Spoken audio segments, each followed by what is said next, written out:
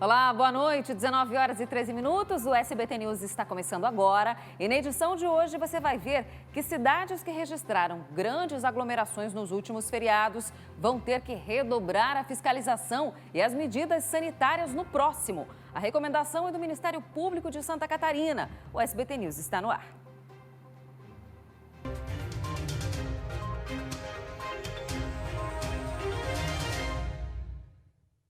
A Prefeitura de Florianópolis já está se preparando para o feriadão do próximo fim de semana e divulgou hoje todas as medidas sanitárias que devem ser cumpridas para visitação aos cemitérios no dia de finados. Quem tem informações sobre esse assunto é a repórter Graziane Ubiali. A fiscalização vai ser intensificada, então, para o próximo feriadão. E é isso que a gente quer saber, como é que vai funcionar isso, né, Grazi? Boa noite.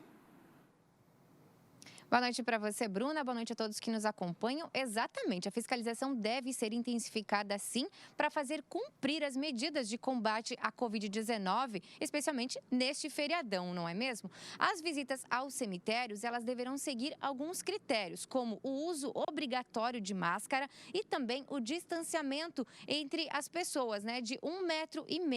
Os cemitérios também deverão disponibilizar locais com água e sabão para a higiene das mãos e ainda dispensers com álcool 70%. Já os cultos e celebrações deverão ser realizados preferencialmente ao ar livre. Caso isso não seja possível, os locais deverão respeitar, então, o limite de ocupação, que é de até 50%. Amanhã, o prefeito Jean Loureiro deverá se reunir com os demais prefeitos das cidades aqui da Grande Florianópolis e também representantes da segurança e da saúde destes municípios para juntos definirem um plano estratégico de fiscalização, Bruna, para evitar aquelas aglomerações que aconteceram no último feriado aqui na região. Sobre este assunto, nós conversamos com o comandante da Guarda Municipal, Ivan Couto, que já trouxe algumas informações. Vamos acompanhar. A ideia é integrar as forças, tanto da Guarda Municipal, Polícia Militar, Polícia Civil, as vigilâncias sanitárias, para que a gente possa ter esse trabalho preventivo, garantindo que a gente consiga transmitir a informação de que ainda estamos num período de pandemia, levar essa conscientização, trabalhar para que as pessoas realmente reforcem cada vez mais os cuidados com relação a essas regras. A gente tem que ter justamente esse respeito a essas regras para evitar esse acréscimo ou esse aumento que a gente teve recentemente, voltando a esse estado de normalidade. Isso vai ser definido na reunião de amanhã às 9 horas. Muito bem, Bruno. Então, a gente também deve acompanhar, né, todos os procedimentos que vão ser tomados nessa reunião. A gente segue aí acompanhando e trazendo as informações, então, para toda a população, para que eles possam também fazer cumprir essas medidas. Afinal de contas, a gente também tem que se preocupar com toda essa situação da pandemia, né? Eu volto com você. Sem dúvida. Obrigada, Grazi, pelas informações. E é bom reforçar aqui para você que está em casa que a gente também já começa a falar disso com uma certa antecedência para que você possa se organizar com relação aos cemitérios, por exemplo. Por que não ir antes, né? Vá ao longo da semana, se você tiver essa disponibilidade, se organize, é claro, com todas as medidas de segurança para você fazer aquele trabalho que geralmente as famílias fazem aí ao longo do fim de semana. Faz antes, aí você não precisa ir lá quando está cheio de gente no cemitério, né? Já deixa isso organizado, então já vá se adiantando para não precisar passar por nenhuma aglomeração. Vamos atualizar agora o cenário da Covid-19 em Santa Catarina. A Secretaria de Estado da Saúde divulgou hoje o novo mapa do risco de contágio por região. A gente tem agora 8 regiões classificadas como risco grave de contágio na cor laranja e outras 8 regiões classificadas como risco alto de contágio na cor amarela. As regiões da Foz do Rio Itajaí, Alto Vale do Rio Itajaí, a Serra Catarinense e o Oeste tiveram uma piora, hein? Retrocederam no quadro, já que estavam classificadas como risco alto e agora voltaram para o risco grave de contágio. Santa Catarina registra agora 252.551 casos confirmados de Covid até agora. 3.068 pessoas já morreram com a doença, 9 mortes de ontem para hoje. A ocupação dos leitos de UTI aqui no estado, nesse momento, é de 60,8%. Lembrando que esse número já foi mais baixo, portanto, ele está escalando aos poucos. E aí é isso que a gente sempre vem chamar a atenção de você. E por falar em mais um feriado prolongado se aproximando e, pelo jeito, com as temperaturas lá em cima, já é um indício do que vem por aí. Turistas, moradores, muita gente procurando as praias para se refrescar. Acontece que a pandemia ainda está aí e o coronavírus segue fazendo vítimas no estado. No litoral norte, a fiscalização deve ser intensificada. A região da Foz do Rio Itajaí foi uma das 4 que teve elevação do risco epidemiológico do coronavírus de alto para grave. Segundo o último boletim divulgado pela ANFRE, a região soma 29.321 casos e 482 óbitos até o momento. Essa oscilação no mapa do contágio, do laranja para o amarelo nos últimos dias, fez com que muitos municípios afrouxassem as medidas de prevenção e combate. Aí surgiu um problema: a falsa sensação de segurança. No último feriado do dia 12 de outubro, por exemplo, as praias de Balneário Camboriú ficaram lotadas, o que acende o alerta para os próximos dias. Tudo isso fez com que o Ministério Público de Santa Catarina emitisse um comunicado à Prefeitura de Balneário Camboriú. A recomendação é para que a Prefeitura tome medidas concretas de prevenção ao coronavírus durante o feriado prolongado de finados e intensifique as fiscalizações nos pontos que geram aglomeração de pessoas na cidade. O Comitê de Combate ao Coronavírus da cidade se reuniu durante essa tarde e ficou definido que a Operação Se Cuida BC terá continuidade durante o feriado, com diversas ações de prevenção. A operação ela vai começar na sexta-feira, vai até segunda-feira, tá? Os eixos são intensificar a conscientização e a fiscalização, evitando sim as aglomerações. Teremos 6 tendas aqui na praia, tá? Teremos mais 2 nas entradas principais da cidade, 8 pontos nos semáforos com faixas explicativas também, orientando quanto à conscientização. Cerca de 60 fiscais também vão atuar nos estabelecimentos comerciais e pontos de maior fluxo para evitar aglomeração e fiscalizar o uso de máscara. Nas praias agrestes haverá presença dos fiscais em rondas contínuas. A administração municipal se reuniu também com os representantes de supermercados locais para a definição de horário preferencial para os idosos. O horário destinado ao atendimento dos maiores de 60 anos deve ser divulgado na próxima quinta-feira. Importante lembrar que, conforme o decreto estadual em vigor, os espaços públicos de uso comum, como parques, praias e praças, podem ser frequentados apenas para atividades físicas individuais quando a região se encontra em risco grave. Os municípios não podem afrouxar essas regras, apenas restringi-las. Mesmo assim, a Prefeitura de Balneário Camboriú informou que não vai proibir a permanência de pessoas na faixa de areia e que a operação tem caráter de fiscalização e orientação. Pois é, ainda falando de pandemia, mas de outro setor, além de enfrentar quedas na produção por causa dessa situação, agora a indústria catarinense enfrenta um outro reflexo do coronavírus. O setor sofre com a falta de matéria-prima. Metade do parque industrial já registra queda na produção.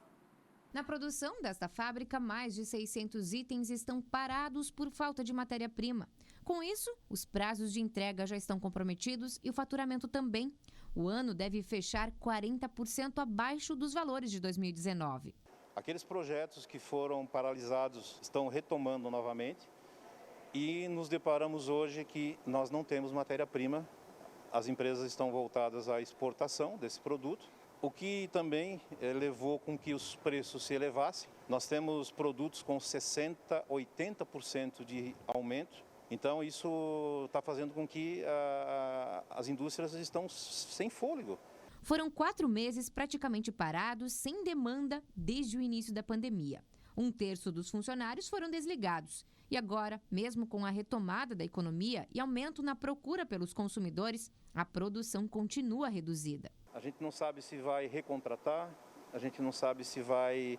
o que vai fazer amanhã, porque não temos nenhuma perspectiva de seguir em frente, do que vai acontecer, qual é a retórica que vai ter daqui a um mês, daqui a 10 dias, daqui a 15 dias. A pesquisa da Fiesc, da Confederação Nacional da Indústria, aponta que 92% das fábricas de imobiliários estão com dificuldades para conseguir insumos. Além dos reflexos da pandemia, a indústria nacional ainda enfrenta problemas com o aumento na exportação da matéria-prima. Com a subida do dólar, a matéria-prima teve uma tendência de exportação. E isso está faltando muito material aqui na região. Não só na região, mas no Brasil todo. As indústrias estão com o movimento do que foi vendido há 30, a 40, a 60 dias atrás.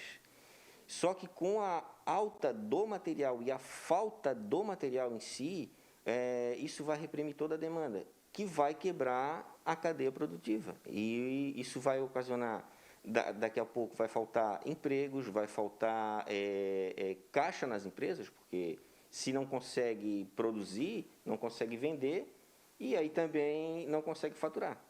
Essa fábrica nunca esteve tão calma. Aqui a produção teve que ser dividida em etapas. As máquinas de corte e acabamento, que antes trabalhavam 10 horas todos os dias da semana, agora produzem pela metade, por falta de matéria-prima. E essa é a realidade de boa parte da indústria catarinense, que sofre com a escassez de materiais para produzir. Mais de 60% das indústrias consultadas na pesquisa não conseguem atender a demanda, o que pode trazer prejuízos para o setor. A falta de insumos afeta a retomada da indústria por conta de que não poderá entregar os pedidos aqui feitos a essas indústrias, provocando então uma queda no faturamento.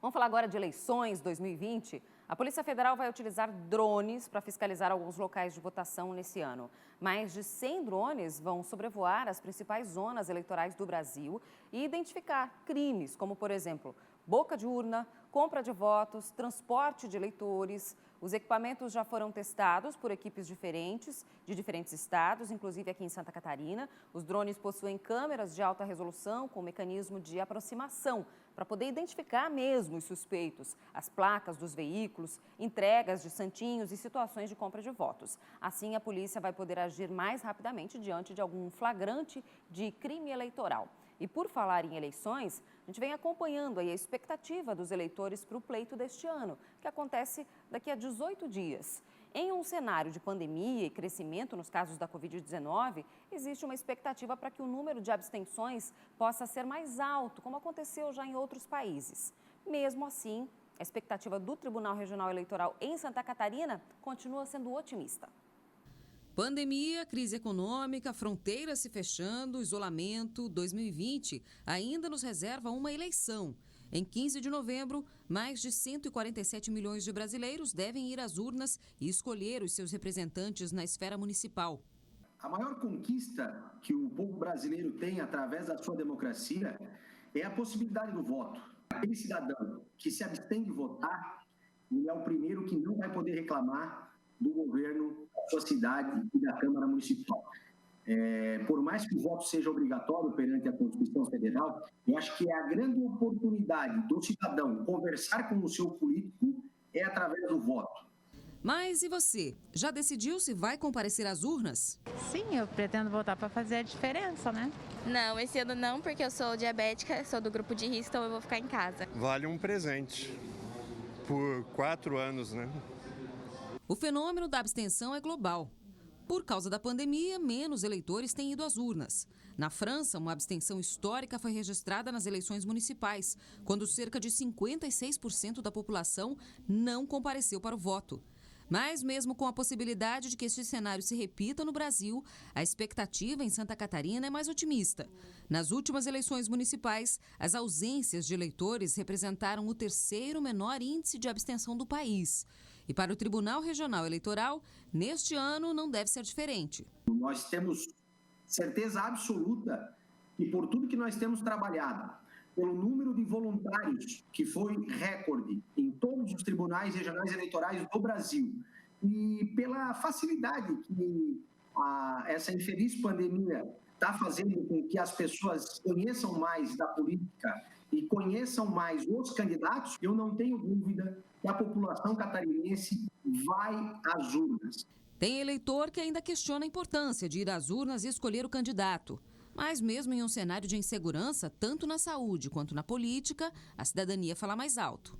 Vou votar esse ano e sim, eu acho super importante porque a gente tem que escolher alguém que represente a gente e principalmente no momento que a gente está vivendo, eu acho que tem que ser alguém que pense muito no povo, muito na empatia. De qualquer forma, o importante é que em primeiro ou segundo turno, nas urnas ou na prática, o resultado seja sempre a favor de quem exerce a democracia. O Tribunal Regional Eleitoral preparou uma eleição muito segura a quem vai trabalhar na eleição e principalmente a população que vai votar. Nós destacamos um horário preferencial aos idosos, que a gente sabe que os idosos têm um índice de voto muito grande e não vão deixar de votar, assim como, repito, toda a população.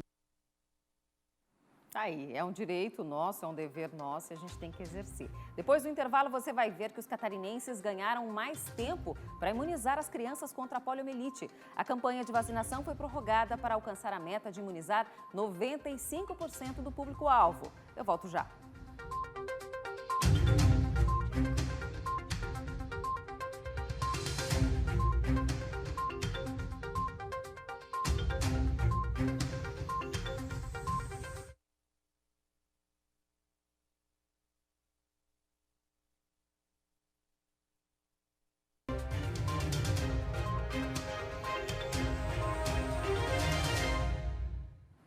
Em Santa Catarina, a campanha de vacinação contra a poliomielite foi prorrogada por mais 2 semanas. Uma oportunidade a mais para que os pais e os responsáveis levem as crianças menores de 5 anos para receberem a dose. Agora a campanha segue até o dia 13 de novembro aqui no estado. Olá, Bruna. E os 295 municípios de Santa Catarina terão mais 3 semanas para vacinar as crianças menores de 5 anos na campanha de vacinação contra a poliomielite. Nas primeiras 3 semanas de campanha aqui no estado, cerca de 170 mil crianças foram vacinadas, sendo que o total do público-alvo tem mais de 342 mil crianças a serem vacinadas. Ou seja, praticamente metade das crianças foram vacinadas aqui no estado. Nós temos uma meta numérica que é de cerca de 342 mil crianças a serem vacinadas em todo o estado, na faixa etária de 1 até menor de 5 anos. Então, o estado resolveu prorrogar até o dia 13 de novembro as 2 campanhas, a de multivacinação antipoliomielite, justamente para dar mais tempo para os pais e responsáveis levarem suas crianças e adolescentes para a unidade de saúde, verificar a caderneta de vacinação e fazer a vacina contra a polio. Lembrando que o Brasil não registra casos da doença desde 1990. Em 1994, o Brasil recebeu o certificado de área livre do vírus. O estado de Santa Catarina não registra casos da paralisia infantil desde 1989. A campanha de vacinação, portanto, vai até o próximo dia 13 de novembro. Marco Búrigo para o SBT News. Pois é, mas esse dado aí que o Marco trouxe de quanto tempo o Brasil está livre da poliomielite não é um indício para que você não vacine o seu filho. Isso, na verdade, é um indício de que sempre foi vacinado. Então, agora, especialmente, é importante que os pais levem as crianças para serem vacinadas, para que não aconteça como aconteceu com o sarampo, por exemplo. A gente chegou a mostrar aqui, né, que acabou acontecendo novamente, a doença se espalhou novamente porque não estava sendo vacinado aí como deveria o público infantil. E olha, a gente tem mostrado aqui no SBT News quase que diariamente a situação complicada do oeste catarinense por causa da estiagem prolongada. Em alguns locais, a captação de água já está bastante comprometida, como mostra a repórter Vanessa Presoto.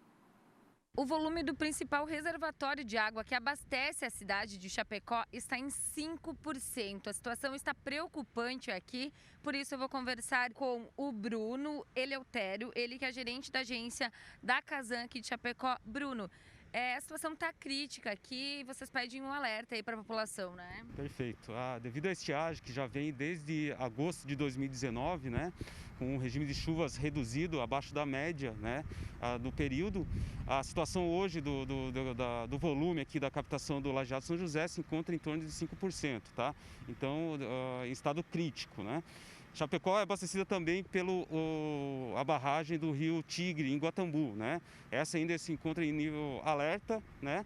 Conseguindo captar aí pelo menos a metade de todo o volume, a demanda de água aqui dentro do município de Chapecó. Devido a essa situação crítica, né? Nós sempre pedimos para a população, né? Começar a reduzir, pelo menos reduzindo a 20% a redução do consumo diário de água, né? Reduzindo algumas atividades, como a realização de lavagens de carros, né? A lavagem de fachadas de residências, lavagens de calçadas, né?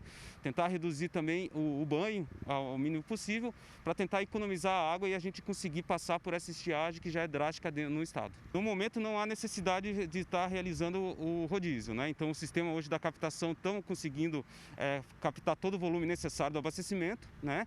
Então a princípio hoje está normalizado, né? Mas futuramente aí, se não chover e não conseguimos reduzir esse consumo, né, pode sim que ocorra rodízios futuramente. Voltamos com vocês aí no estúdio.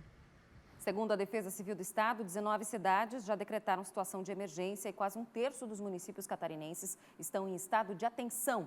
E agora é a hora da previsão do tempo.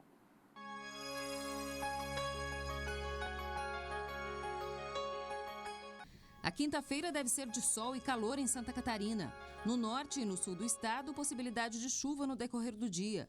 No oeste, sol com nuvens durante toda a quinta-feira. Nas demais regiões, tem possibilidade de chuva só durante a noite. Em Florianópolis, as temperaturas devem ficar entre 17 e 27 graus. Em Joinville e Blumenau, mínimas de 18 e máximas de 29 e 30.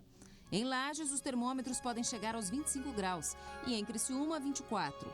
Já em Chapecó, no oeste, temperaturas entre 14 e 28 graus. Obrigada pela companhia, uma boa noite para você. Amanhã a gente volta a se encontrar às 7h13 da noite. Até lá!